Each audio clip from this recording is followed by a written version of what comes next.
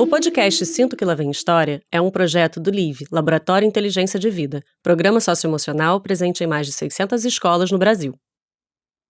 Olá! Sejam muito bem-vindos a mais um episódio do Sinto que Lá Vem História, um podcast do LIVE, Laboratório Inteligência de Vida. Vocês sabem que a gente está muito feliz de iniciar essa segunda temporada. É uma temporada que a gente vai falar sobre as principais questões que têm assombrado aí a cabeça das famílias, das escolas.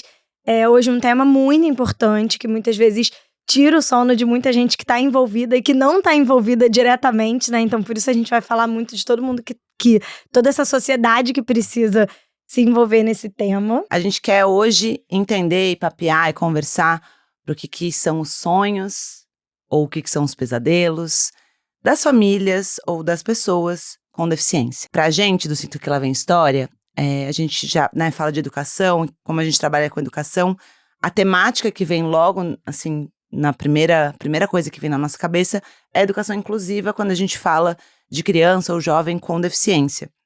E essa segregação, ela se dá por diversos âmbitos, né? A gente fala do preconceito, a gente fala da questão de falta de acessibilidade. Então, se já é desafiador educar, né, qualquer criança ou adolescente, acho que a gente vai colocar aqui em pauta quais são esses desafios que se põem quando essas barreiras são ainda maiores, né? E a gente vai fazer um recorte ainda mais específico sobre essas experiências escolares, né? Como é que foi a experiência escolar dos nossos convidados? Como é que a gente pode pensar a escola como um espaço que realmente seja um espaço inclusivo, né? Porque a gente tem uma trajetória de história mesmo quando a gente pensa em escola, que antes eram as escolas especiais, né? Então, no final das contas, a gente achava que estava incluindo e a gente não estava incluindo nada. E agora o movimento real, né, das escolas ter como lei, né, e como direito dessas crianças, dessas famílias estarem em qualquer escola, né? Mas o que significa isso? Qual é a nossa responsabilidade? Qual é a nossa responsabilidade como famílias que não são famílias PCD? Qual é a responsabilidade desse todo, dessa comunidade escolar que precisa estar envolvida nessa temática de maneira séria, né? Então, hoje, não temos só um convidado ou convidada, a gente tem dois, dose dupla, e todo mundo que já ouve a gente sabe que a gente faz uma apresentação especial. Nosso primeiro convidado se define como um aluno que era relativamente popular na escola. Como eu amei bom esse leonino. relativamente, porque eu quero muito saber o que é relativamente. Como sabe? Bom leonino, eu adorei que tem assim uma modéstia aí, Exatamente. né? Pra não falar popular, falou assim, relativamente popular. Com muitos amigos.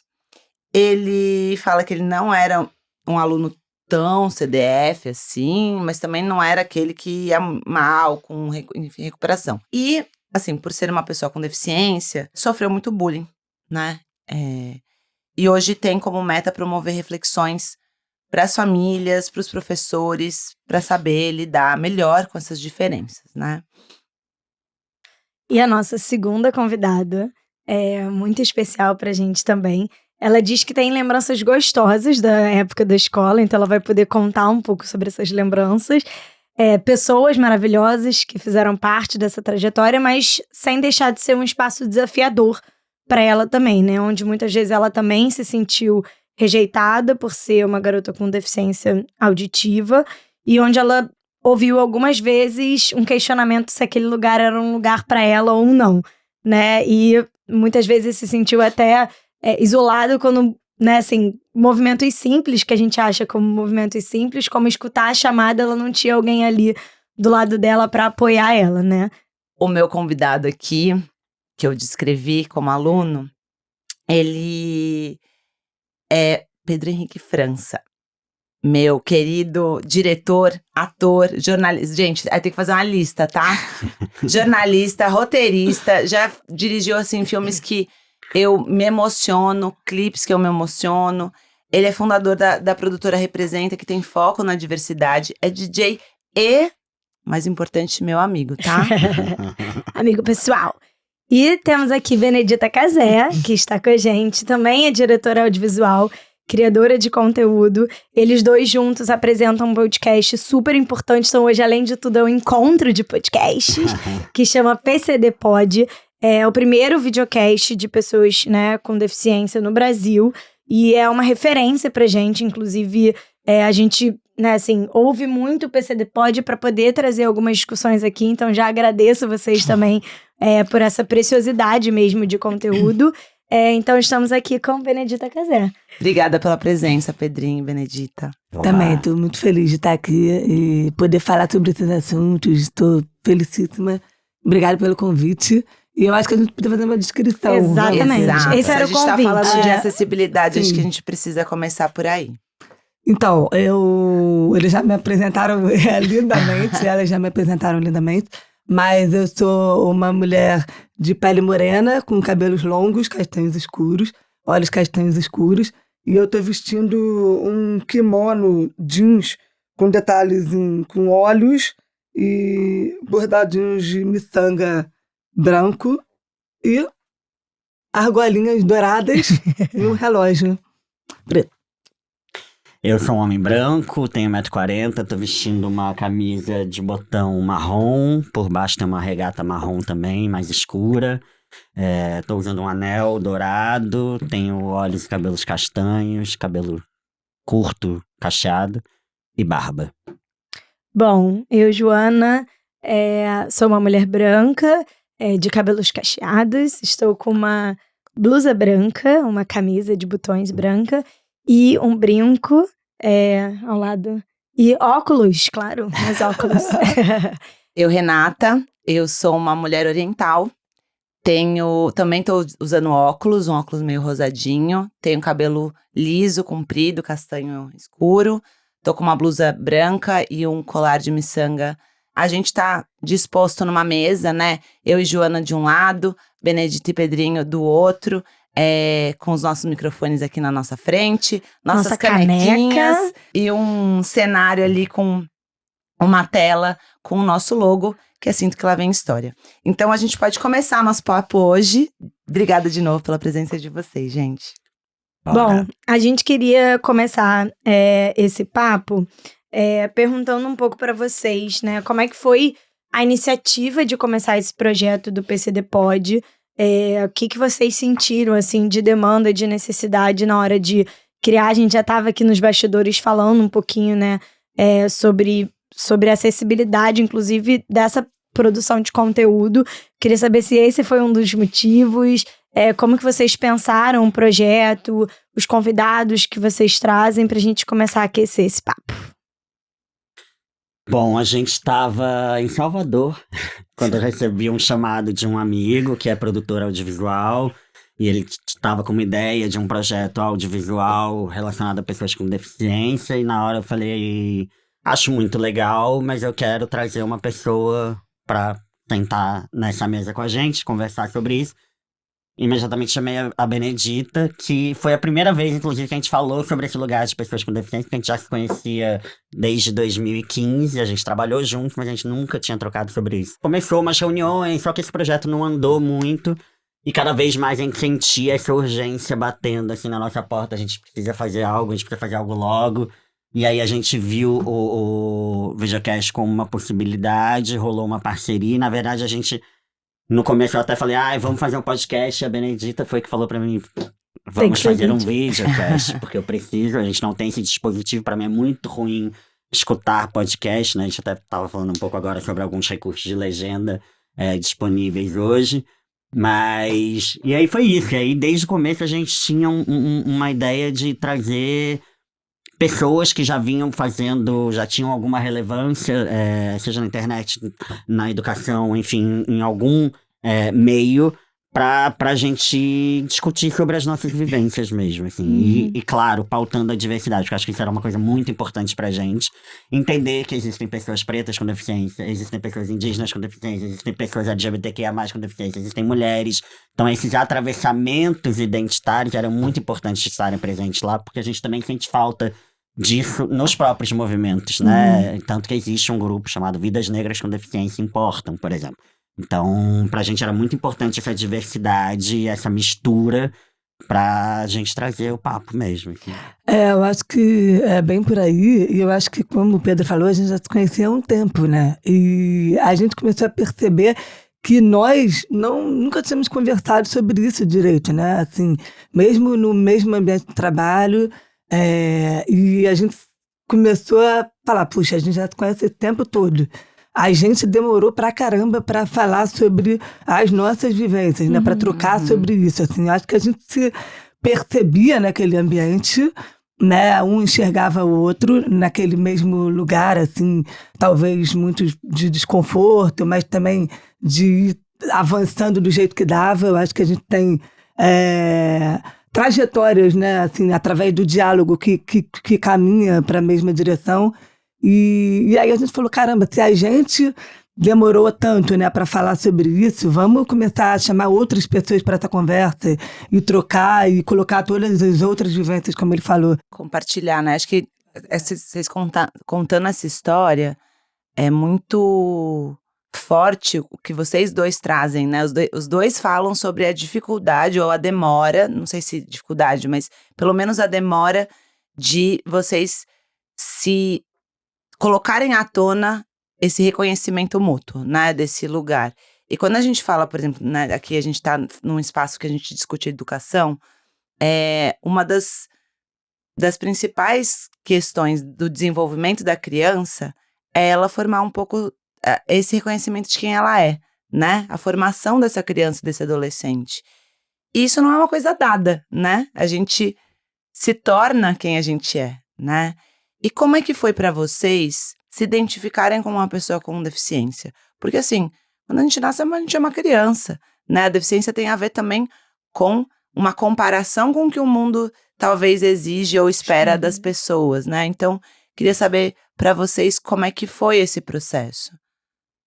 Então, a gente... Uma outra coisa em comum, que era sobre isso que eu estava falando também, da gente ter algumas semelhanças nesse lugar, é que a gente demorou para entender, e você pode complementar se você quiser, mas talvez identificar, né, coisa que eu acho que o conceito capacitismo, né, que é o preconceito contra as pessoas com deficiência, ele é muito recente, né? Não tão recente enquanto conceito, né? Mas ele fez parte da nossa vida desde que a gente se entende como gente, né? E desde que a gente nasceu. Mas a gente passa por um processo de começar a identificar que aquelas coisas que a gente viveu... A gente tem uma diferença também, que eu tenho uma deficiência que não é aparente de cara, né? Então, assim, eu tenho ainda a passabilidade, que é que eu tiver com o cabelo aqui em cima, ninguém vê meu aparelho, e tudo bem. Como eu tive um desenvolvimento de fala também, enfim, eu consegui desenvolver bem a fala oral, né? Eu tenho um pouquinho de sotaque e tal, mas eu posso passar despercebida. E por que eu tô falando isso? Porque em muitos momentos da minha vida eu driblava isso. E eu usava um pouco dessa passabilidade, que eu nem, na época, nem... É como a gente tá falando, a gente não tinha nome, né? Não tinha nome, a gente não identificava. Mas eu ia fazendo isso. E eu ia ocupando aquele espaço, eu ia meio me camuflando ali nos grupos, sabe? Pra pertencer ao grupo, pra ter amigo, pra facilitar, assim. E eu acho que chega um momento que você começa a falar, opa, peraí, então isso tudo tem um nome, então aquilo tudo que aconteceu não foi só um elogio, não foi só uma boa intenção, não foi só... foi capacitismo, assim, ou até mesmo na família, ou dentro de casa. Eu acho que muita gente não está preparada para essa conversa, mas eu acho que muitas coisas a gente vive na nossa casa, né? E a gente vive dentro da família, e depois vai para os amigos, vai para a escola, né? Que é onde a gente começa a criar essas relações. E não é para apontar dedo e nem dizer que alguém é culpado, mas quando a gente entende isso, as coisas melhoram. E aí você consegue lidar melhor com isso, assim. Mas que esse entendimento do que é exatamente e tal, ele veio quando eu tinha já 30 anos. Obviamente eu já sabia, já tinha sofrido preconceito a vida inteira, mas aquilo teve uma virada de chave ali, quando eu entendi tudo que... E eu também comecei a parar de ficar procurando motivo. Porque todo mundo fala assim, mas por que agora, do nada, você começou a falar sobre isso? Porque é difícil pra caramba. E não é... Você não vai chegar num lugar, num ambiente e dizer, olha, se você falar olhando pra mim é mais fácil. Não dá pra apagar a luz. Se você virar de costas, eu não vou entender. Você ficar o tempo inteiro afirmando e tal... E geralmente a resposta não é muito boa, né? A reação não é muito boa. Então a gente vai ficando meio travado, assim. Eu acho que nós dois tivemos uma saída, né, do armário da deficiência, entre aspas, que foi meio parecida nesse sentido, né, Pedro? Eu acho que você ressaltou a questão da nossa diferença, né, de deficiência oculta e...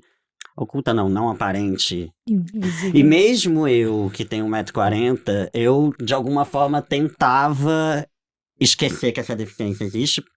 Também pelo fato de que convivi, tanto na escola, quanto no meu prédio, no meu condomínio, sempre com pessoas sem deficiência. Venho de uma família, a gente também tem essa semelhança, a gente vem de famílias sem pessoas com deficiência.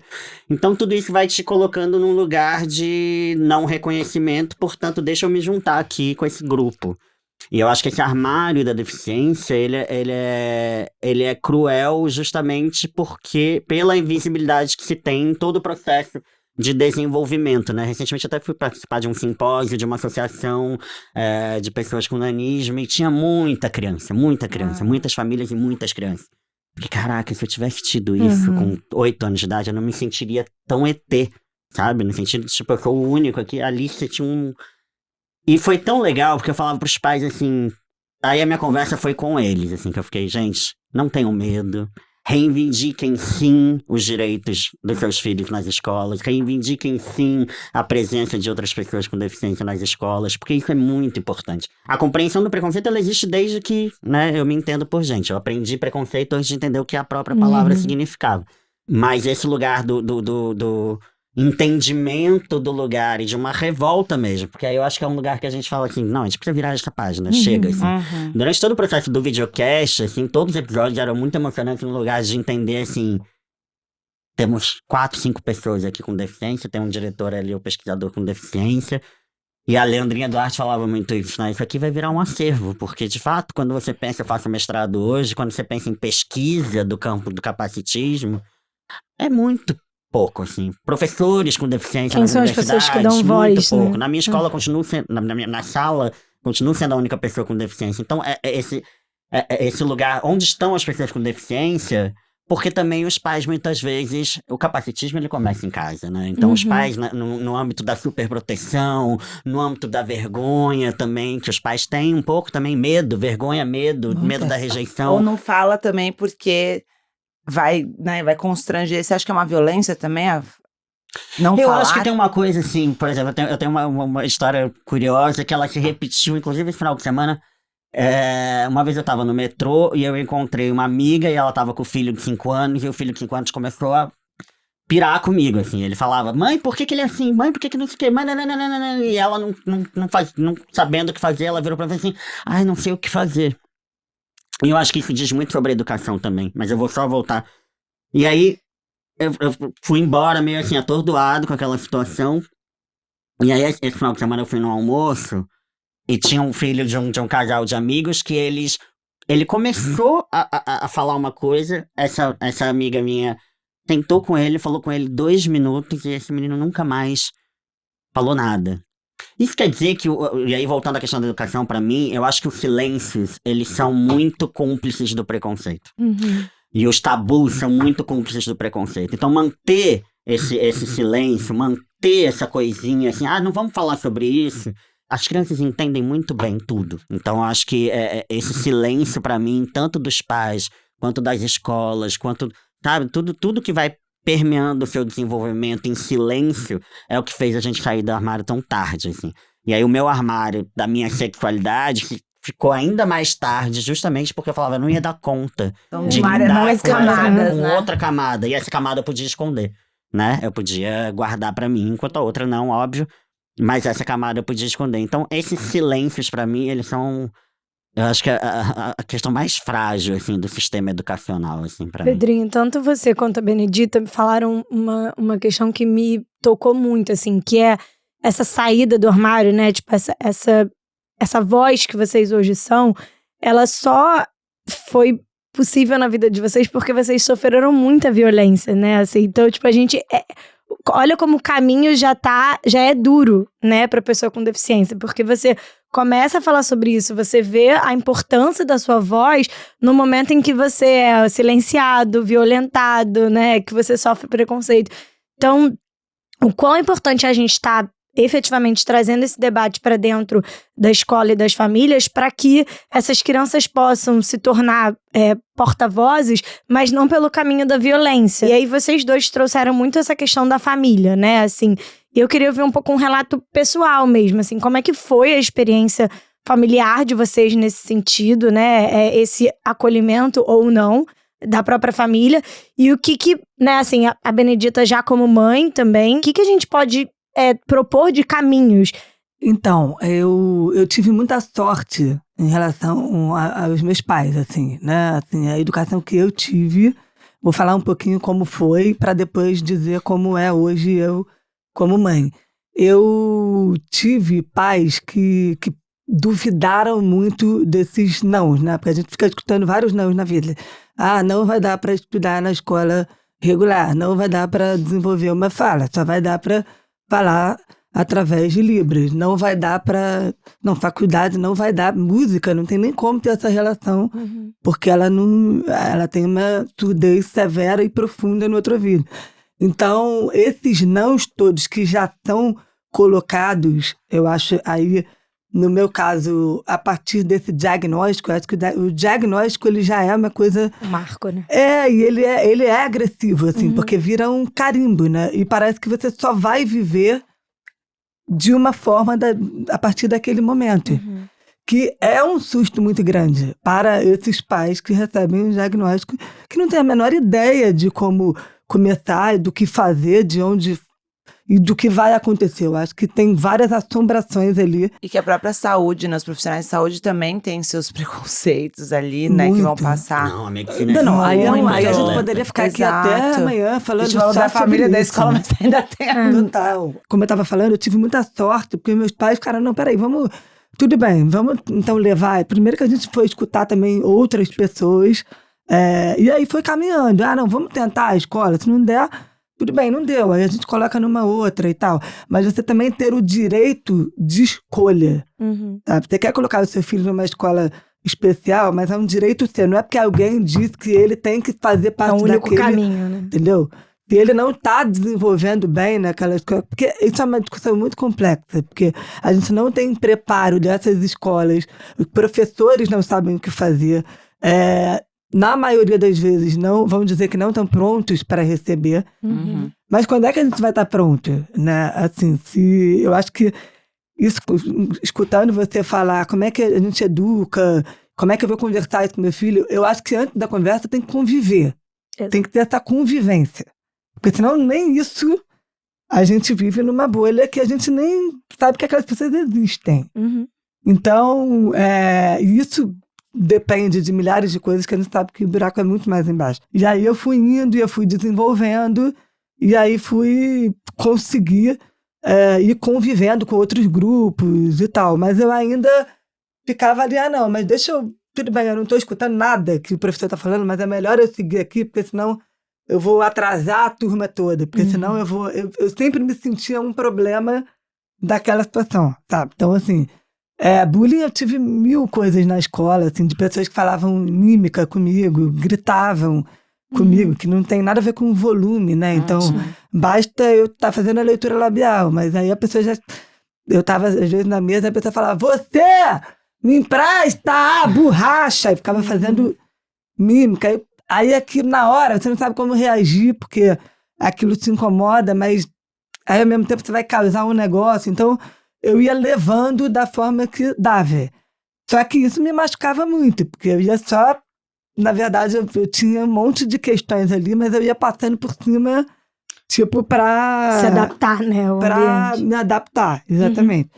E aí, quando eu viro mãe, isso do diálogo, assim, de conversar e de não ter o silêncio... é uma coisa que eu tive isso muito com a minha mãe. A minha mãe era a pessoa que falava assim, não, vai lá, explica, chega na sala, fala pro professor, explica, fala que você é surda pra ele. Pra mim, isso era uma coisa impensável. Eu falava, mãe, como é que eu vou chegar lá? Não existe isso, eu vou sair falando para as pessoas não vão, é isso, eu não vou ter amigo, eu não vou ter coisa, eu não vou... Então, assim, eu cansava de não... Eu não levantava, por exemplo, para perguntar uma coisa, porque eu achava que alguém, ela nunca entende o exercício, ela nunca... Eu era aquela aluna que sempre ficava de recuperação. Eu passava sempre meio raspando, sufoco. Mas é que eu me virava depois. Eu ralava em casa, entendeu? Estudando. Porque, assim, na sala... jamais parava para perguntar quando eu não entendia, então eu ficava meio assim, aí depois eu ficava lá, fazia aula, não sei o que, estudava, era esforçada e conseguia passar, mas era meio assim. E aí, enquanto mãe, eu converso sobre absolutamente tudo com o Braz.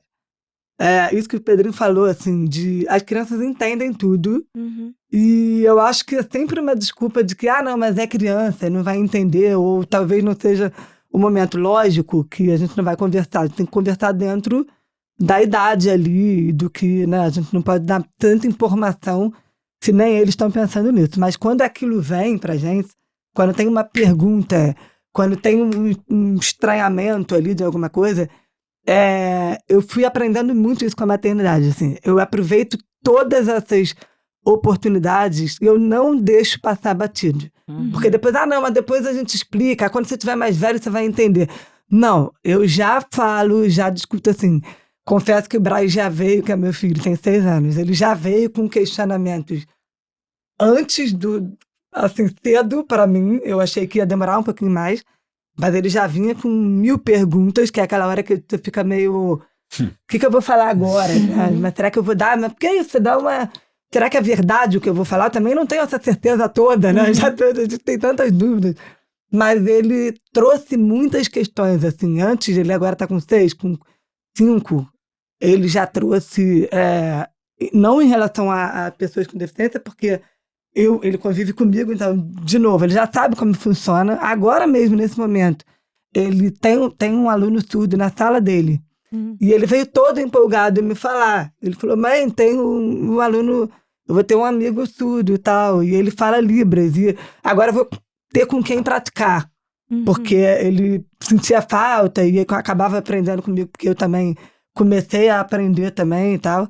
Então, isso já muda completamente, abre a cabeça de um outro jeito, entendeu? Você tá o tempo inteiro com aquela pessoa ali, então não tem assim, como é que eu vou falar, como é que eu vou chegar...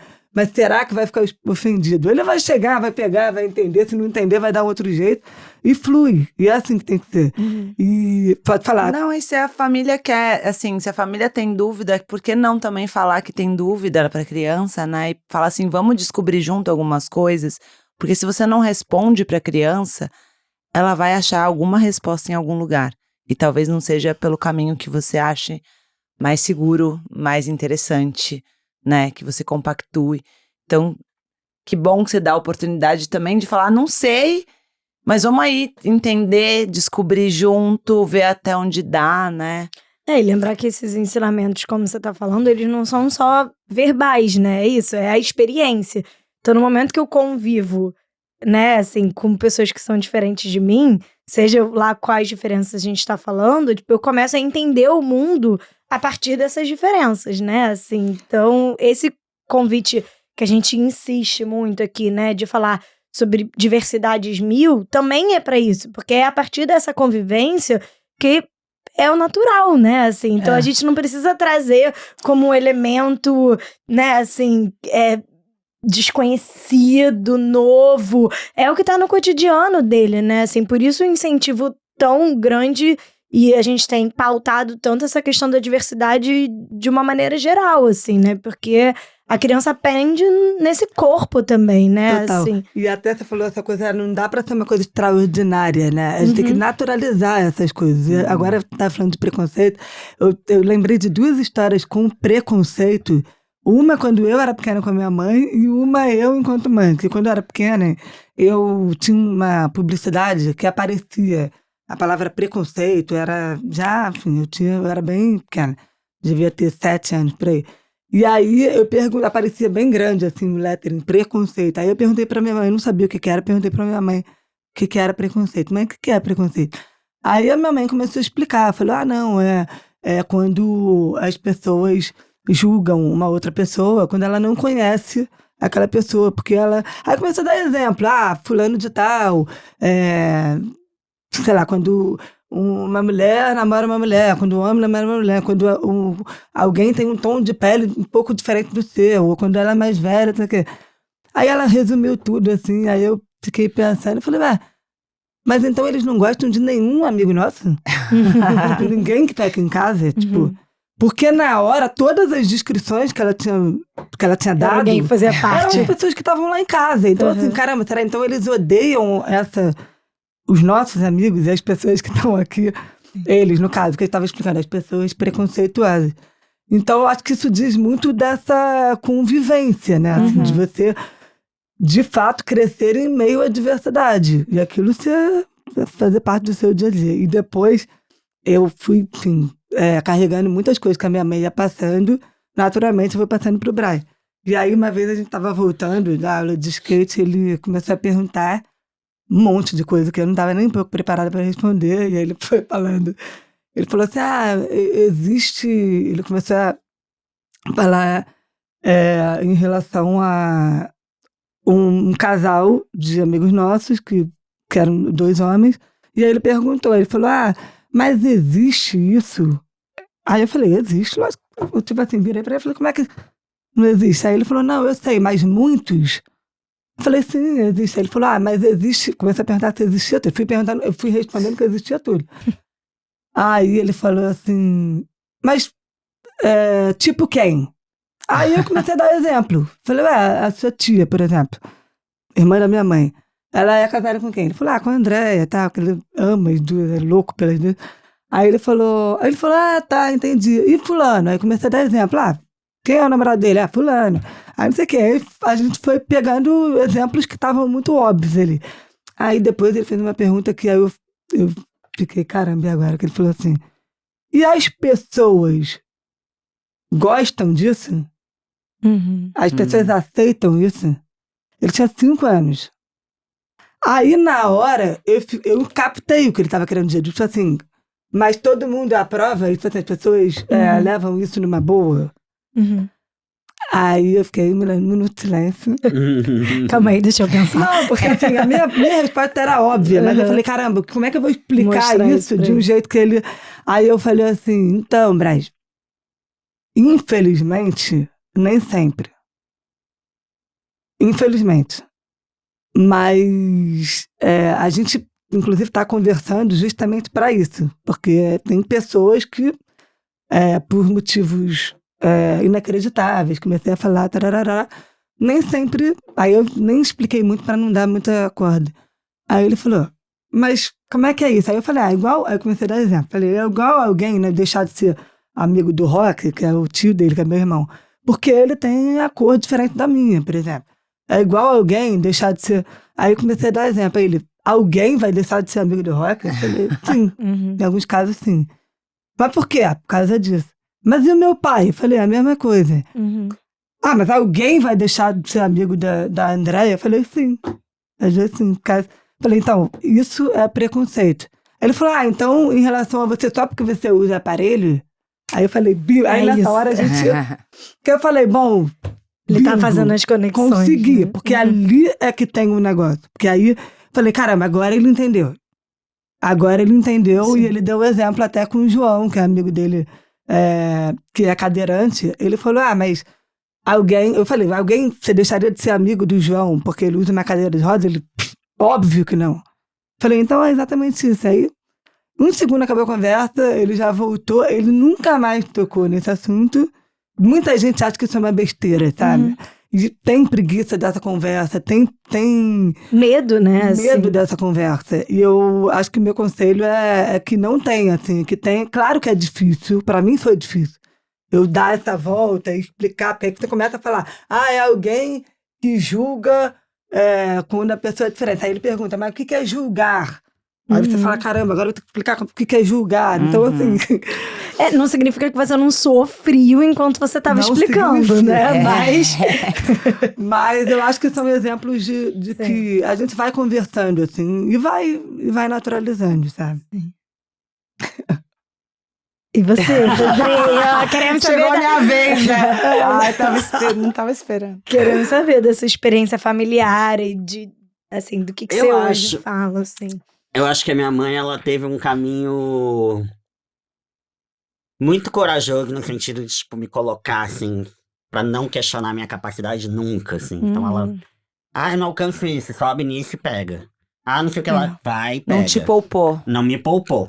E foi ótimo nesse sentido. Foi muito importante, eu acho.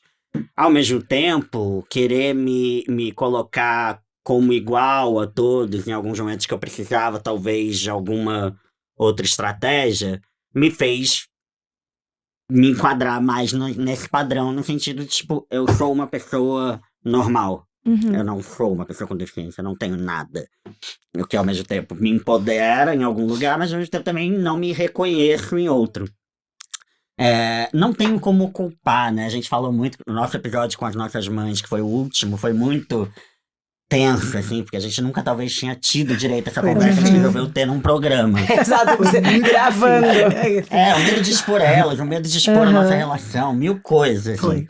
E de fato, também sintomático da ausência de diálogo ao longo do processo. Porque se fosse uma coisa bem resolvida, a gente teria chegado lá e feito normalmente. Então, eu acho que esse lugar da escola, pra mim, e aí falando como um relato pessoal, e aí falando até relativamente popular, eu estudei minha primeira infância até a 4ª série numa escola muito de bairrinho, assim, muito pequenininha. Então, eu estudei desde o pré, então eu tinha um irmão mais velho, um ano à frente. Então, a gente tinha os mesmos amigos desde sempre, conviveram com a gente desde sempre. Aquela escola fechou. E aí eu tive que mudar pra uma outra escola de bairro que era gigantesca. 6 salas de 5ª série, tipo, eu acho que o meu processo escolar, e aí quando eu mudo pra essa escola gigantesca, eu não tenho mais exatamente aquele amparo.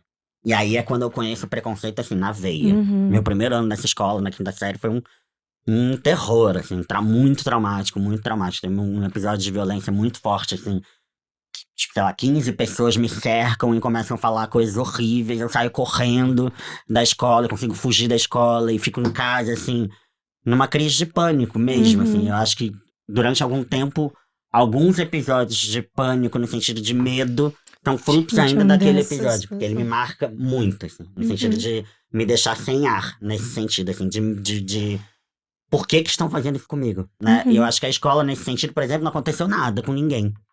Né? A escola tem que ser rigorosa nesse sentido. Eu não sou uma pessoa punitivista, mas ela tem que ser rigorosa no sentido de como é que a gente educa, né? Como é que a gente educa pessoas ricas, tirando do bolso, né? Então, se você vai ser multado por ter feito isso, por ter tirado não sei quantas árvores, aí a pessoa vai aprender, ou talvez burlar o sistema, enfim.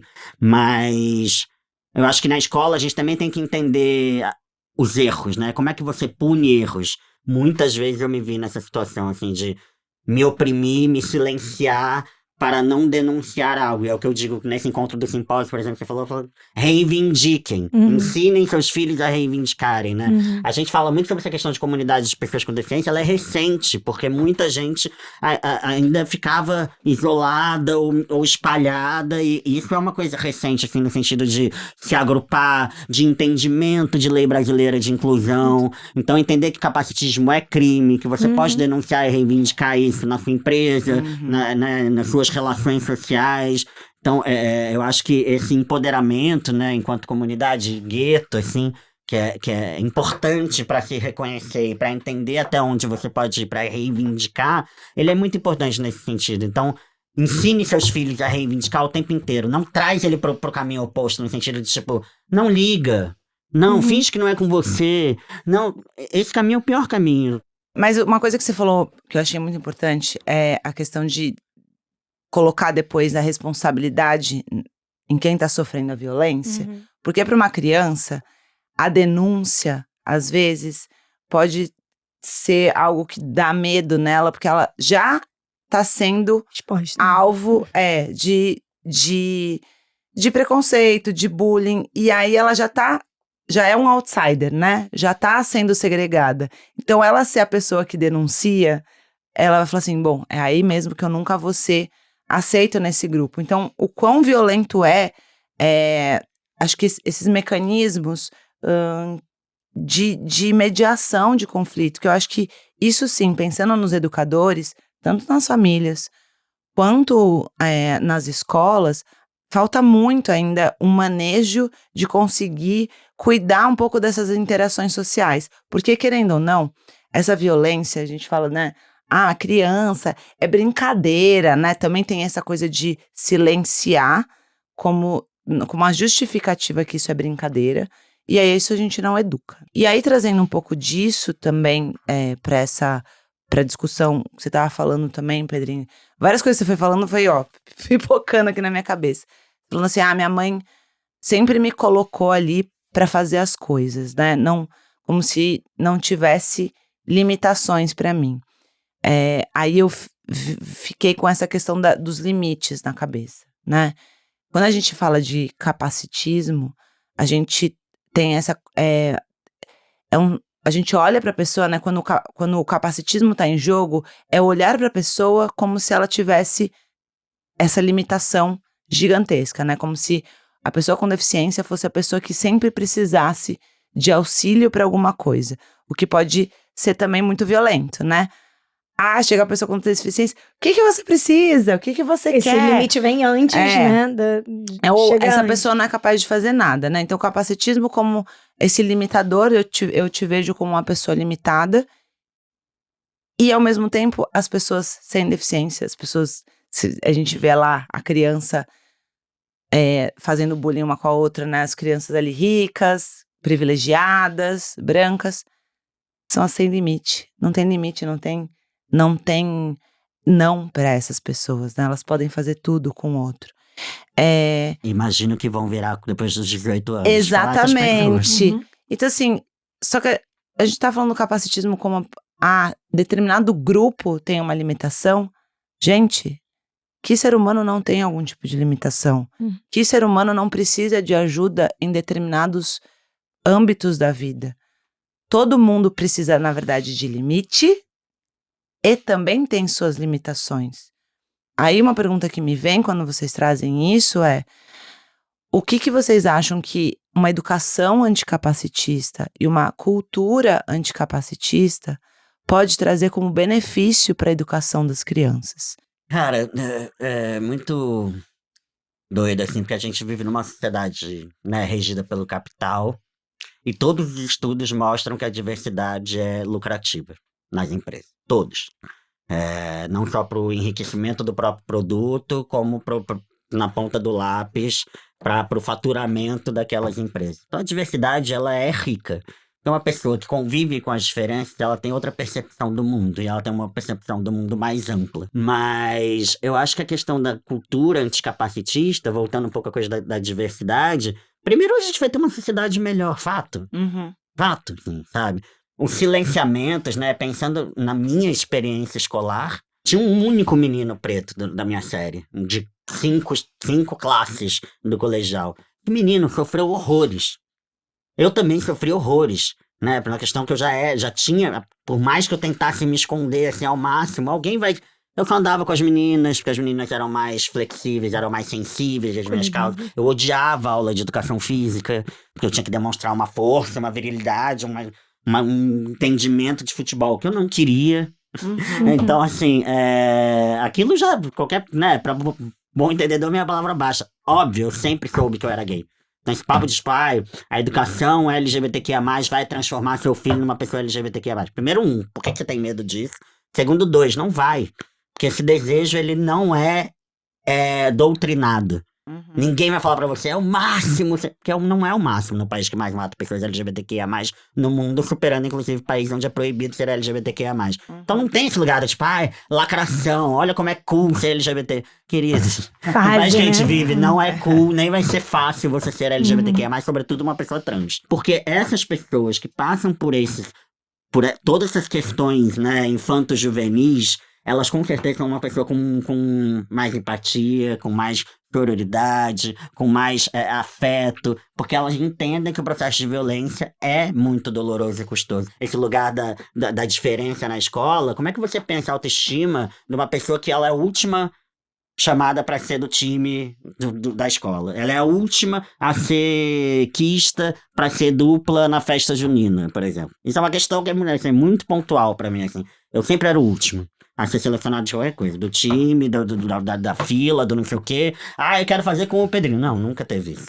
Então, isso, claro, né? E aí depois eu falei disso recentemente, que eu participei de uma mesa do Dia dos Namorados, aí tinham duas, né? Tinha uma influenciadora, uma psicanalista, e elas falavam muito sobre essa coisa do amor próprio, né? E, assim, como é que você reivindica que uma pessoa tem amor próprio se ela vive numa sociedade onde esse corpo não é colocado como um corpo de desejo, né? Um objeto desejante, E é muito cruel desejante. falar de amor próprio, que o amor próprio começa também, a gente descobre o amor na relação com os outros. Né? E quando Né? a pessoa, quando Se eu você não entende que recebo você amor, como é pode que eu ter vou ter- afeto, né? Desenvolver um amor pra mim mesma, né? Exatamente.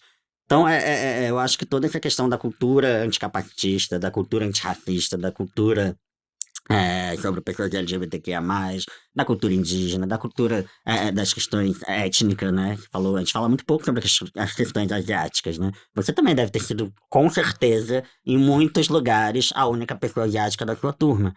Ou não, Em talvez. São Paulo, não. É verdade. Mas no Rio eu sou. Mas é isso, assim. Então, esse lugar de ser os únicos, ele tem uma questão de fatores, né? Sobre o desenvolvimento da sua potência, da sua autoestima.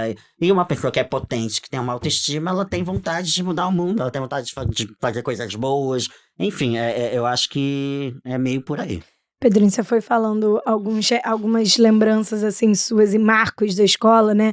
E eu fui pensando, tem uma autora que a gente tem estudado muito para pensar também qual é esse diálogo do socioemocional com as questões, né, da educação anticapacitista. E aí é uma autora que chama Montour. E aí ela fala que uma vez ela vai falar sobre, né, educação inclusiva num seminário, e aí um professor já muito conformado com a realidade, ele levanta a mão e fala assim, mas isso que você tá pensando não é muito utópico, né? Pensar numa escola que cabe essa diversidade não é muito utópico. Ela falou assim, o utópico é pensar numa escola que cabe um só padrão de pessoa, porque isso não existe, né? Então, na verdade, esse padrão de escola que a gente vê e que a gente tem dificuldade de desconstruir, né? Processos que parecem muito simples, né? Como que pode ser essa escolha da educação física para que não seja violenta para pessoas que não são os primeiros a serem escolhidos, sabe? Como que pode ser... como que a gente pode construir uma festa junina que não violente pessoas, sabe? Assim, então, qual é o nosso papel enquanto... né? Assim, aqui a gente também fala um pouco desse nosso olhar para os educadores, né, e também para as famílias, como que a gente repensa, né, assim, processos que são muito tradicionais da escola, né, porque a verdade é que uma escola que pensa em um só tipo de aluno, que é utópico, porque não existe, né, esse um só tipo de aluno. Então, no momento que você pensa uma escola para isso, você tá violentando um monte de gente, né, Por obviamente isso que uns cada mais... vez mais diagnóstico Exatamente, tem, né, então a gente se enquadra vê no padrão. Exatamente, esse E padrão até não existe, né. Pegando um gancho nisso, que acho que a coisa da educação anticapacitista é isso, porque aí eu vejo muito isso no meu filho, assim, quando o amigo dele é excluído da festa junina, aí passa a ser um problema dele também, entendeu? Uhum. Então é por isso que eu acho que a coisa da convivência é meio óbvio isso, mas não tem muito jeito, entendeu? Tem que existir uma intencionalidade, porque eu acho que senão também é aquilo, o que o Pedro estava falando, a diversidade é até a página 2, né? Então tem uma coisa muito superficial também de agora todas as empresas têm lá o negócio de diversidade, não sei o quê. Porque ainda bem que agora estão sendo cobrados por isso e devem ser, mas é só ali também no meio. Até que ponto essa diversidade vai, né? E se você tem um amigo, vai na sua casa, Exato. abre a geladeira, senta no seu sofá. Pra não virar um amigo. lugar de totem, né? Assim, então a Entendeu? gente tem um aluno ali que é o que sai nas mídias. Total. Né? É o que a gente consegue, tipo, contar pro mundo que a gente tem diversidade, mas aí esse aluno, quando você pega a história dele, ele é um aluno que tá sofrendo, Exatamente. né? Assim. Eu acho que quando você começa a estabelecer essas relações, é isso. E ele passa a defender o problema dos amigos também. E aí, essa coisa do mundo melhor que o Pedro estava falando, né? É muito verdade. Assim, você tem outros desejos, você quer se movimentar mais, você quer que todo mundo conviva bem, de uma forma justa, verdadeira. Sai um pouco desse lugar superficial, sabe? Então, acho que a educação nesse lugar, eu vejo muito isso na prática, assim, de como muda mesmo, abre a cabeça e ele começa a ter que lidar com aquilo ali, e ele se sente parte, sabe? Não é só eu vou ali rapidinho e falo sobre o negócio. Não, aquilo, ele se sente parte daquele movimento, daquele grupo e daquele... Eu acho que tem muito isso, assim, junto com uma intencionalidade que tem que ter. Uma vez o Braz ficou preocupado porque a gente fez uma festa, que era uma casa de festa, que tem vários brinquedos que tem que subir, tem aquele negocinho que você vai subindo pela rede, assim, e aí desce, não escorrega e tal. E teve um momento que ele me perguntou, ele falou assim, cara, mas como é que o João vai fazer? O João vai poder ir na minha festa? Eu não tinha pensado se o João ia poder ir na festa. Então, acho que também tem um lugar, quando vocês estavam falando muito da coisa das mães, e como e a vergonha e tal, é o que o Pedro falou, não tem culpa. Eu acho que tem que tirar esse lugar. Eu fui capacitista muitas vezes na minha vida. Muitas vezes, e tive que ir aprendendo com o meu filho também. Então, por exemplo, esse exemplo da casa de festa é será que eu pensei na hora, caramba, realmente, ele não vai poder brincar nesse brinquedo. Tem acessibilidade para entrar, tem outras coisas ali, mas esse brinquedo ele não vai conseguir. E eu comecei a conversar com ele, fui escutando ele também. Realmente, o João nesse não vai dar, mas será que a gente consegue ajudar ele nesse e ele vai no outro? Ele trouxe esse questionamento, sabe? Então, eu até lembrei uma outra história, como é que foi, que era muito boa? Lembrei que uma vez eu estava separando, esse dia foi difícil para mim, porque eu me toquei que eu estava sendo capacitista, logo eu, que estava com discursos e tal, mas é que eu acho importante a gente reconhecer isso, porque é um processo, assim, e cada um tem o seu tempo também. A gente estava separando coisas para doar e para dar, porque tinha muitas coisas e tal, fazendo aquela limpeza, assim, na casa. E aí, era na pandemia, a gente estava no sítio, aí a gente separou assim umas caixas, eu fui colocando um monte de brinquedo dele que ele não usava mais e tal. E aí tinha uns bonecos que já estavam faltando uma parte e tal. E aí eu fui pegando no automático, separei, fui colocando na caixa que era para doar. E aí, uma hora que eu estava pegando assim, ele pegou um boneco e falou, mãe, você vai jogar esse fora? Eu virei para ele e falei, acho que eu vou, porque ele tá sem a perna, sem um pedaço do braço. Eu não sei o que, eu acho que não dá muito para brincar, né, com isso aqui. Aí ele olhou para mim e falou assim, como assim não dá para brincar? Quem disse que não dá para brincar? Pegou o boneco e falou, não, brinco perfeitamente com esse boneco. Aí na hora, de novo, um minuto de silêncio. O suor. Aí você para, aí eu olhei e falei, caramba, fui mega ultra capacitista que agora, e assim... Mas aí você nota a diferença de uma criança que já conviveu com o Exato. discurso, Exato. como a gente que Com discurso só e foi com as pensar nesse pessoas, discurso né? depois de Exato. quase 30 anos. Sabe por que eu fiquei pensando nisso depois? Porque eu fiquei justamente me perguntando, será que ele teria feito esse questionamento se isso não fosse uma... Porque é isso, assim, já contei vários exemplos da gente falando sobre isso, dele ter essa convivência comigo. Mas ele pensar, assim, sabe, tipo, nisso. Porque quando ele perguntou, eu virei e falei, com certeza, você tá coberto de razão. Você também tá totalmente errada. Caramba, como é que eu pude fazer isso, cara, aqui agora? Eu achei porque, tava faltando, eu achei que podia ter alguma coisa, mas você tá certíssimo. Dependendo da escola, a gente não vai conseguir ter a diversidade possível de todas as camadas que a gente precisa, né? Até porque tem escolas mais ou menos acessíveis aí. Acho que uma das coisas que o Livre faz, né? Por exemplo, dos conteúdos pedagógicos que a gente tem, é sempre trazer diversidade nos personagens das histórias, né? Tanto que a gente tem para pros anos finais, pros adolescentes, a gente tem minisséries. Então, há uma diversidade de personagens, de atores e atrizes, na questão de deficiência, raça, lugar Nossa, do tá Brasil. mais avançado que a Globo. Exato, lugar do Brasil, né? Porque às vezes também é muito Sotaque, regionalista, né? E não, isso não vira o foco, né? Isso é mais um personagem ali entre tantos. Eu acho que tem Nos esse pequenos, tensionamento.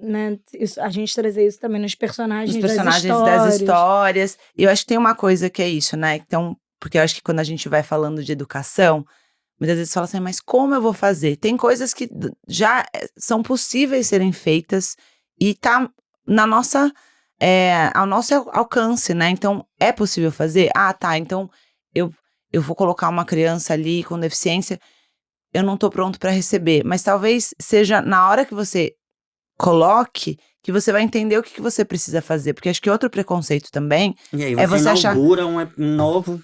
Exato, tensionamento, porque também, assim, tem um preconceito das pessoas que achar que aquele grupo de pessoas, todas vão ter a mesma necessidade. Às vezes tem até a mesma deficiência, mas as necessidades são diferentes. Completamente. Porque os completamente limites são outros. Então, quando a gente fala de acessibilidade, e até estava conversando com uma amiga que ela tem um projeto também de só sobre acessibilidade, né? Ela fala que antes, que acho que uma mudança de discurso que falava da deficiência como algo médico, que é um defeito da pessoa, a gente vê uma deficiência na sociedade de que ela não é acessível. Porque por exemplo, o carro tá sempre acessível, tem sempre rampa pro carro. Por que não tem rampa pras pessoas? Então, a gente não tá dando acesso, né? Então, e são diversos tipos de acesso. A gente tem um acesso de comunicação, a gente tem um acesso de tecnologia, a gente tem um acesso físico, né? Tem um acesso arquitetônico, tem o acesso... E acho que o mais importante que a gente tem visto é o acesso da atitude. Porque se o espaço não tá pronto para isso, a sua atitude tá, né? Então, queria entender com vocês, para vocês, o que vocês veem como, na andança de vocês, como vocês veem essa questão da acessibilidade, que tipo de acessibilidade hoje tem sido mais restrita para vocês e como é que vocês veem essas barreiras caindo, assim? Eu acho, por exemplo, a Benedita vai até poder falar melhor sobre isso, mas, por exemplo, muitas pessoas surdas não conseguem assistir filme nacional no cinema, porque não tem legenda. Isso é uma questão, né? Sim, é uma questão.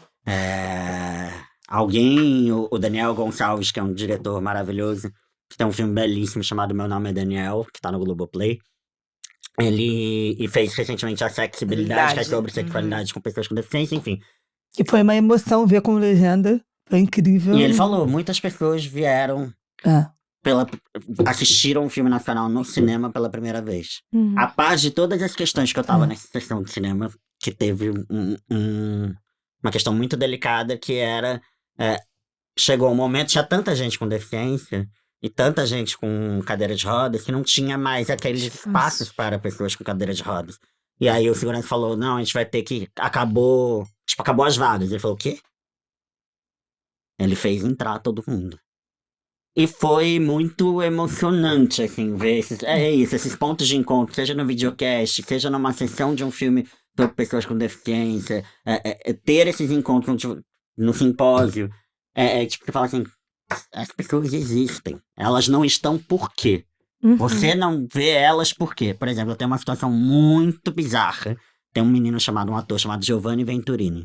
Ele está na nossa série. Ah, ele tá? Enfim, meu amigo, ele é maravilhoso. Ele é um dos atores da Ele é nossa um dos série. nossos atores da série. Que legal. Ele é maravilhoso. Do nono ano. E aí ele... Já passei, assim, a gente sempre vai no Festival do Rio. E as pessoas têm uma percepção tão rara de pessoas com nanismo, que eu e ele fomos confundidos o tempo inteiro. A gente não tem Eles são totalmente diferentes. Completamente diferentes. São situações tão bizarras. Constrangedor. E as pessoas vêm assim, adorei o seu filme. Eu tenho um filme, né? Mas não é o Corpo Político, é o Big Bang, que é o filme que ele fez. Eu falo, que ótimo. E ele é a mesma coisa. Então, essas pessoas, elas existem, elas estão aqui. Vocês que olham com que olhar, né? Qual é a qualidade de tempo que você está olhando para essas pessoas, né? Para essas relações, assim. Então, eu acho que pensar na acessibilidade é, de fato, promover a inclusão dessas pessoas para que, se elas quiserem estar, elas possam estar. Elas já vão de escolha. Então, assim, se elas querem assistir um filme nacional, elas possam assistir. Então...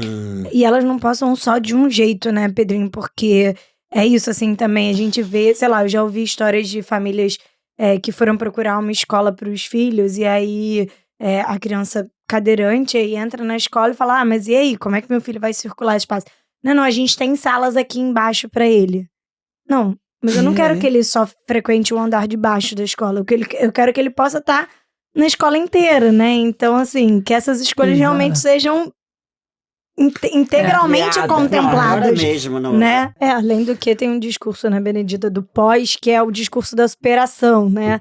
Vocês são os guerreiros, né? Vocês conseguiram ultrapassar todas as dificuldades e barreiras, sabe? Como se tivesse sido super romântico, né? Assim, Total, essa experiência. Não, e somos mesmo, assim, eu acho que não me envergonho desse título, mas eu queria não ter sido. Exato. Tão fácil como Ou não ter que todo mundo ser pra conquistar alguma coisa, né? Porque nem todo mundo tem as condições de ser guerreiro o tempo inteiro, né? Não, e até pensando nessa questão do bullying, assim, sobre pais e escolas, assim,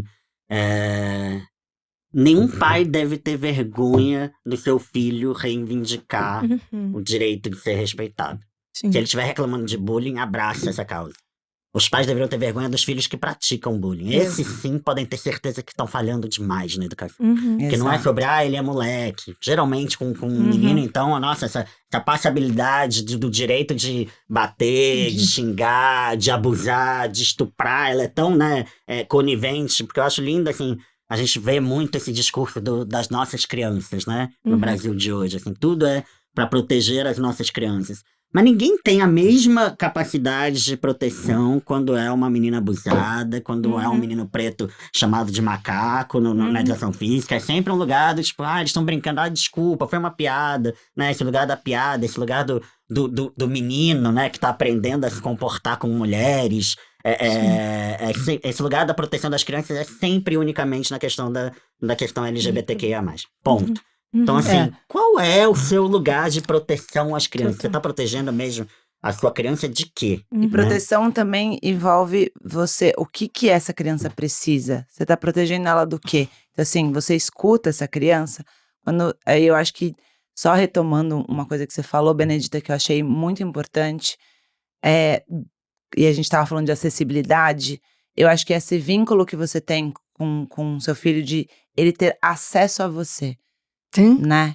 Ele tem acesso a você, então ele não tem vergonha ou medo de fazer uma pergunta e ser tolhido, né? E ser violentado, ou de você fingir que... Ou ficar sem resposta. Ou ficar sem resposta. Ou até de te corrigir em alguma medida, né? Assim, porque... Se a gente tá falando de acessibilidade, que bom que você tá exercendo uma maternidade acessível, né? Que a relação de vocês oferece acesso a essa troca, a essa possibilidade dele ser legitimado. E eu também, agora levando para as mães, que é aquele lugar da culpa, eu tinha muita vergonha do que a minha mãe causava no colégio, no coisa, o escândalo, e não sei o quê, e nananã.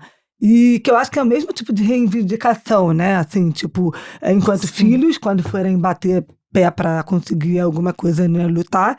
Mas essas mães também, e aí principalmente mães atípicas, que tem até uma amiga minha, que é a Lau Patrão, até levei no podcast, que ela fala que isso é ativismo, né? Porque a partir do momento que a mãe vai lá e fala, como a minha mãe, por exemplo, lógico, num lugar, de novo, de privilégio, porque eu estudei numa escola particular, eu estudei, a gente tem que lembrar que tem isso, esse recorte, mas a gente transfere isso tudo para uma escola pública, no Brasil, que é isso, esse pai que não tem tempo, que não é que o cara tá barrando ele de estudar na escola, ele tá, tipo, apanhando na sala de aula. A Benedita tá falando da mãe dela, quem não ligou o nome é pessoa, a mãe da Benedita é Regina Casé. Ela recentemente esteve num evento do livro, nem sei se você sabe.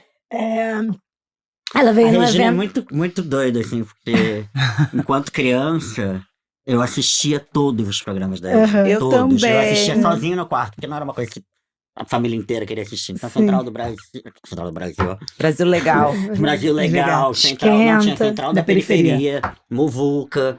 E assim, a Regina mostrava um Brasil que eu não via no meu dia a dia. Perfeito. E aí depois a gente foi trabalhar no Esquenta, pra mim foi um sonho, assim. E eu ia falar disso, assim, eu ia falar do quanto ela possibilitou e trouxe isso pra rede nacional, né, assim, e o quanto até hoje a gente vê ela como uma mãe e agora, né, uma avó também muito ativista. Então ela falou muito disso no evento que ela veio falar com professores, assim. Então também quão importantes são essas, assim, acho que voltando e fechando um pouquinho, porque a gente se estendeu muito. E ainda Vamos mandar 2 programas. e ainda faltava um monte de perguntas do nosso roteiro.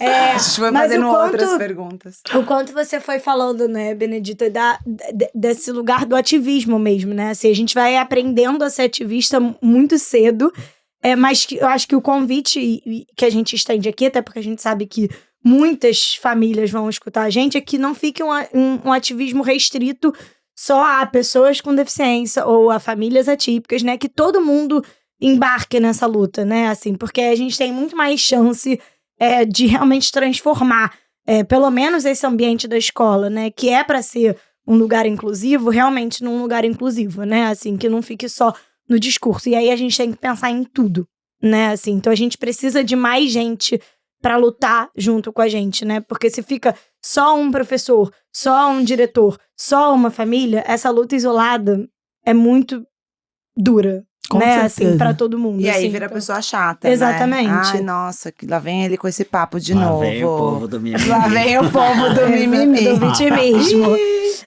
Gente, então assim, a gente tá muito honrada, assim, do fundo do meu coração. Eu sei que a gente fala isso muitas vezes aqui, Pra mas... todo mundo. Mas é Mas o verdade, papo- mas assim, nunca porque o foi papo- tão longo o Esse papo, papo gente. nunca foi tão... Vamos dar trabalho pro diretor, desculpa.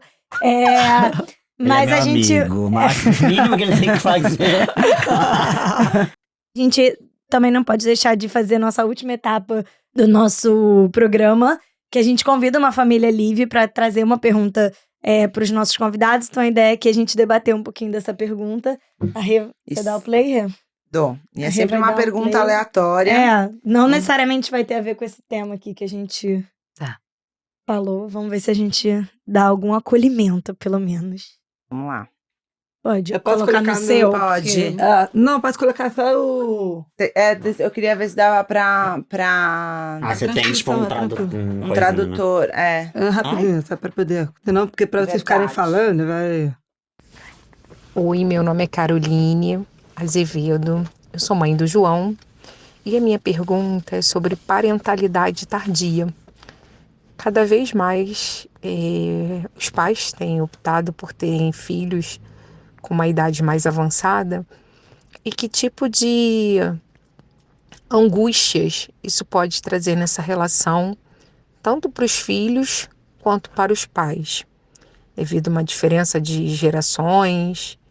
Enfim, gostaria de saber um pouquinho mais sobre essa parentalidade tardia. Muito obrigada. Uau! Tem uma coisa que tem acontecido mais, né? a Nessa geração. gente, né, é de uma geração que a gente tem muitos amigos sendo pais agora, né? Com 37, 38, eu tenho 38 anos, Benedito também, né? Eu tenho 34. 34, ups. Jovem. Só nós aqui. Mas eu, ao mesmo tempo, tive amigos que foram pais muito cedo, assim, com 20 anos, e educaram filhos incríveis, assim. Eu acho que a gente tem um lugar que é... A nossa geração vem querendo construir carreira, né? Antes de ter outras atividades, assim. A carreira é um lugar importante. Acho que sobretudo para as mulheres, né, que não querem atrasar. O empoderamento desse lugar da carreira de profissão, acho que trouxe um lugar do tipo, não quero ser mãe agora. Quero aproveitar mais a minha vida, quero viver mais a minha vida socialmente, inclusive, quero poder viajar, porque a gente sabe que ter um filho é uma mudança, uma virada radical, assim, né, na dinâmica e logística da sua vida, né? Sobretudo se você não tem dinheiro pra pagar babá pra ir viajar, pra pagar babá pra não sei o quê, pra ter babá o tempo inteiro. Então eu acho que eu, se exercer minha parentalidade, já estou nesse grupo da parentalidade tardia. E me sinto... Eu acho interessante ser pai com uma maturidade outra, assim, né? Ainda mais depois de ter, né, todos esses letramentos voltando de me sentir mais corajoso e assertivo nessa comunicação com o futuro filho que eu venho a ter. Eu acho que, na verdade, independente da época, seja jovem ou tarde, para mim é muito importante essa comunicação. Eu achei essa pergunta interessante porque, assim, minha mãe teve filho com mais de 60 anos, né? Minha mãe tá com 70 anos agora, eu tenho um irmão de 11 anos e um filho de 6, que são, tipo, irmãos, mas é isso, né? Ele poderia ser meu filho, né? E eu acho que eu tenho um exemplo maravilhoso disso, assim. Maravilhoso. Eu acho que, de novo, eu aqui falando... fazendo propaganda da minha mãe, né? Tudo bem, a gente fez junto a propaganda.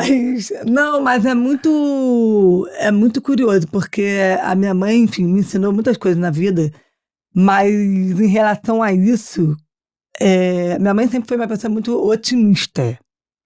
Muito. E acho que isso tudo que até o Pedro estava falando dos programas, a forma como ela construiu a carreira dela, todos os trabalhos dela, tem um olhar muito otimista para o futuro, para o Brasil, para as coisas que ela acredita, né? E que são as mesmas que a gente acredita. E ela sempre me diz, o ruim a gente já está vendo, né? A gente está vendo no noticiário, a gente está vendo...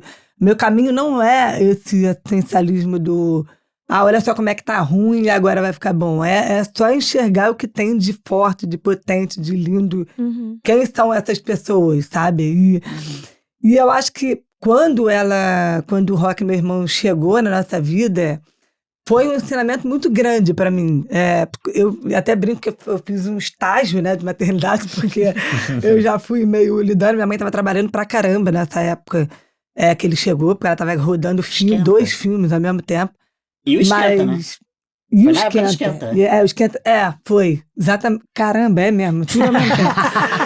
Mas essa vontade de realizar coisas, né? E de viver mesmo, assim. Minha mãe nunca olhou para essa coisa da idade. Mas agora já tô com quase 60 e poucos anos e tal. Outro dia ela me falou uma coisa que me marcou muito. Que ela estava falando que muita gente acha que a gente forma as amizades, a gente faz amigos novos enquanto a gente é jovem, né? Tem uma certa idade. Aí depois, assim, sei lá, tipo, depois de 60, você já tá mantendo, com o seu né? ciclo meio formado, e suas amizades estão ali, você já não tem mais tanto saco de ir naquela festa, pra tu falar, mas não tem aquela coisa. E ela fala, cara, a vontade que eu tenho de fazer amigos novos, de chegar lá e conhecer outras pessoas, e conversar, e trocar, e aprender uma coisa que ainda não sei. É muito doido, porque realmente parece que tem uma coisa que vai minando a gente, assim. E quando ela resolve ter um filho com essa idade, abriu muito a minha cabeça de todo mundo, assim, dela e o Estevão também, né, que também é uma parentalidade tardia, porque eu também não sei o que é esse tardio, né, mas que eu concordo, eu acho que cada um tem o seu momento. Mas eu aprendi muito com a minha mãe com mais essa experiência, e até com tudo que a forma como ela me educou, que é muito parecida com a do Rock, mas é diferente também, porque é um outro momento da vida dela, né? Tem uma diferença, sim, geracional, mas os valores, tudo, a forma como ela conversa com o Rock e tal, é muito parecido, assim. E é muito interessante. Eu acho que a minha mãe também tem uma bagagem não só cultural, mas essa coisa toda da diversidade, que sempre foi uma coisa muito natural na minha vida, e que o rock não também. E acho que por ele ser um menino preto e estar o tempo inteiro quebrando essa barreira, só para fechar, tem uma história com a minha mãe que eu acho que eu aprendi muito para lidar com o Brás nessas situações, dessas historinhas todas que eu contei hoje. Que uma vez o meu irmão estava numa atividade de paz, eu não sei se ela contou isso em algum encontro, mas a atividade era uma coisa de tato. E aí os alunos passavam, os pais faziam assim, encostavam no coisa e falavam, é o Pedro, é o fulano, sentindo. E aí toda vez que meu irmão, enfim, é um menino preto com um dread, grande, bem grande. E aí tocava no cabelo, é o Rock. Aí passava, quem é? O Pedro? Não, é o Bruno. Ficava meia hora na outra criança. Aí chegava nele, é o Rock. Quem gostava no cabelo já sabia que era ele, e era o único que tem esse cabelo. E aí ele, tudo bem, acabou e tal. Minha mãe, na hora, também nem percebeu que isso... Ela não tinha se atentado. Aí isso, quando ele entrou no carro, ele teve uma crise de choro. Começou a chorar. Chorar. E a gente não conseguia entender ainda de novo aquilo, né? De, caramba, por que será que aconteceu? E aí depois a gente entendeu. Ele falou, por que ele ficou falando, chorando? Não, por que todo mundo... Comigo era muito rápido. Todo mundo sabia quem era, que era eu e tal. Não teve graça nenhuma. Todo mundo, é o Rock. Chorando. Aí, na hora, minha mãe, eu fiquei pensando, e agora? Porque eu não tinha a menor ideia o que eu ia falar. Eu, de novo, igual a história do Brás. Mas aí ela virou e falou, filho, você já pensou que isso é uma coisa maravilhosa? Você tá olhando para um lado negativo de você, todo mundo te achar, né? Aquilo rápido, não ter graça. Mas, ao mesmo tempo, você já pensou se você fosse igual a todos os seus amigos? Com aquele mesmo cabelo, com aquela mesma coisa, com aquele mesmo... Ela, foi revertendo para uma coisa positiva. Porque, cara, seu cabelo é incrível. Você é o único que tem esse cabelo maravilhoso. Ninguém, você pode trançar, você pode fazer assim, você pode fazer... Você tem uma coroa na sua cabeça. Aí ele foi parando de chorar. E foi... Eu nunca tinha visto uma coisa assim na prática, entendeu? De como aquilo foi para um outro lugar. Um segundo ele já tava, se achando. Falou, cara, o cabelo é foda. Eu tô foda, entendeu? Eu acho que eu aprendi muito com a minha mãe nesse lugar de educar. E eu acho que a coisa maravilhosa de ter um pouco mais de experiência e vida, porque você tem muito mais sabedoria para lidar. Você já sabe, você já não... Eu acho que eu, enquanto uma mãe jovem, mas eu engravidei com 27 anos, para mim era nossa... Acabou minha vida, eu tava cheio de medo, cheio de insegurança. Minhas filhas, minhas amigas todas querendo ter filho com 38, quase 40. E vi muito na minha mãe isso, assim, sabe? De ter mais calma também para as coisas. Ficar, aquela energia que a gente gasta, às vezes, num lugar que não precisa. Que eu acho que depois você vai aprendendo aonde... você gasta essa energia onde ela tem que ser gastada, sabe? Mas é isso, gente. Obrigada. Acho que fica muito evidente que a gente ainda tem muito que avançar, apesar da gente já ter trazido aqui, né, uma diferença grande da experiência de vocês para o que é nessa discussão hoje. Mas acho que, né, fica aqui o convite também para a gente continuar debatendo sobre esse assunto e mais do que só no discurso que a gente vá para ação, assim, né? Ouçam os nossos episódios e assistam e acompanhem também o PCD Pod. Tem uma temporada aí linda que foi gravada ano passado, né? Já estamos na expectativa da segunda. A gente tá na torcida. Alô. E aí, patrocinadores. E, gente, continuem seguindo a gente, ativem o sininho para acompanhar aí os próximos episódios que vão ser lançados. Curtam, né? Porque isso ajuda também a gente a chegar em outros alcances. Opinem, contem pra gente o que vocês estão achando, o que vocês acharam. Perguntas, vai que você aparece por aqui. Exato. E siga lá também no Instagram, né? @inteligência de vida. E acompanhem, porque lá a gente também vai trazer quais são os próximos episódios, próximos debates. E a gente sempre abre uma caixinha pra perguntar sobre temas. Então, venham com a gente. Obrigada, gente. Tchau, tchau.